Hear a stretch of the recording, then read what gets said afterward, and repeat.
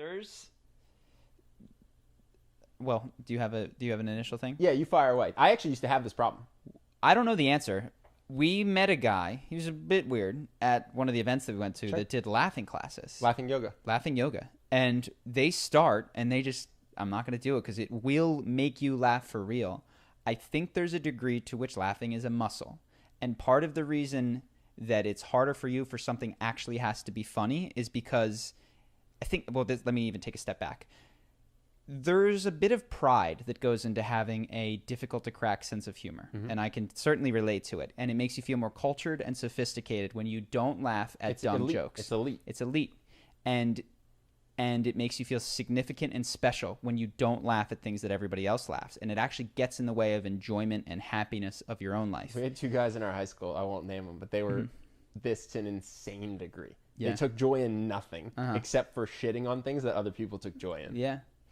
And it made them feel better than everyone. And I'm not saying that's you. I'm just no. But that is something to search internally and ask yourself, do I take a bit of pleasure in this? Yeah. And does not laughing make me feel smart at all? Because that's getting in the way of you enjoying your life. If you can get past that, practicing is actually really, really, I think, useful. And that's why people go to laugh yoga, because it's not that you have an overdeveloped sense of humor. It's that you have an underdeveloped one sometimes. The Dalai Lama laughs at everything. And I truly believe that he is of a spiritual enlightenment level that is so far ahead. And when I see a lot of these gurus, Sadhguru, they just are constantly laughing. I think that's a sign of a development of oneself. They say the laughing Buddha.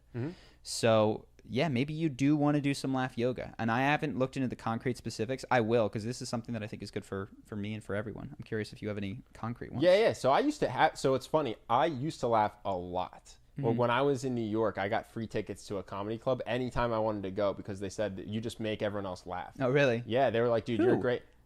The Comedy Cellar. Or the Did they Comedy really? Store. Yeah, they said, dude, anytime you want to come, any show, free. That's They just fucking gave me incredible. like 30 of them. They're like, your laugh is so loud and so contagious, and you're a cheap laugh. You're kidding. Like you make the room better. That's Yeah. so funny. Then I got vocal cord surgery. Oh. Yeah, and when you are recovering from vocal cord surgery, You can't make a noise. You cannot make a noise. You cannot speak. You cannot sing. You cannot laugh. And so for the health of my body, I got really good at watching something funny and going, and being dead quiet. And then my vocal cords healed, but my habits stayed what they had become. That's interesting. And so, so it was not because I was trying to be haughty. It's not because I was elite. It's because I had learned to swallow my laughter. So it could be maybe that this guy's family just is abusive, or not abusive, but maybe that's not what they do. scold you if you laugh. It's disruptive, whatever it is. So what I did was I decided that sucked. That I wanted to get back to my old self. And I became that guy that Seinfeld makes fun of, where people would tell jokes and I go, oh, that's really funny. And I wouldn't laugh. I wouldn't laugh. And I went, this is not okay. This is not who I want to be. Ooh. Yeah, no, brutal. But that's the vocal cord surgery. So I started purposefully watching things that I thought were funny when I was home alone, and just getting used to, you could watch a 1 hour special of a comedy that you like, and maybe you're not laughing at the beginning, but towards the end you are. And I agree with you. It is a habit. It's very muscle-esque in the sense that reps make you better at it. And so I was like, all right, every day I was going to watch something. I was watching Brooklyn Nine-Nine. I was watching Netflix specials. I was just finding stuff that made me laugh and purposely watching it just so that it would make me laugh more in the rest of my life. That's super interesting. This is as of like 2.5 years ago, since we moved to LA. And you found that it's been helpful? Hugely helpful. Hugely helpful. And you think you attribute it to watching these things on a semi-daily basis? Brooklyn Nine-Nine was super helpful. It just made me want to be like Jake Peralta, and he's a funny guy, so I was making more jokes. It also made me laugh. It hits my sense of humor, but the thing is, find what's good for your sense of humor is basically the number one thing you can do. Oddly and enough, just laugh at it a lot. This is probably one of the most beneficial things you could do for yourself, not only from a personal happiness perspective, but when you make the people around you feel funny, that's so good for your charisma. Everybody likes to be around that person. It's very different when someone forces a laugh to try to be liked. But when you've developed this ability to just take joy in things and find things funny, people have no problem with that at all.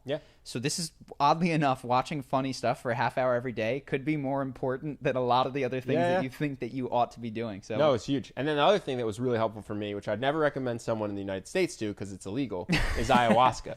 But if you live in a place or can travel to a place where it's legal, ayahuasca was incredibly helpful for me. Yeah. I literally had a pump. So you take this plant medicine and then you throw up. And I had this moment where I haven't cried in so long. Eventually I'll crack. But I went in, I was like, I'm going to cry. I'm finally going to do it. And I went in, I was like, unrepress your emotions, unrepress your emotions. That was my mantra. And I felt this throw up come that I thought was going to be physical vomit. Yeah. And as it came out, I felt really sick. And then all of a sudden I just burst out into hysterical laughing, like huge, loud laughing. And so that was the repressed emotion because of the vocal cord surgery. So that was incredibly helpful too. But even without that, watching Brooklyn Nine-Nine every day was really helpful. So those are the two things. Hope that you guys enjoyed that clip. If you want to see more like this and have us do more podcasts, we are 100% funded by our generous patrons. And if you'd like to contribute, there's a link in the description, and we'll have one pop up on the screen right here so that we can do more podcasts where we have fun conversations and hopefully some deep ones like this. Either way, hope that you enjoyed the video, and I will see you in the next one.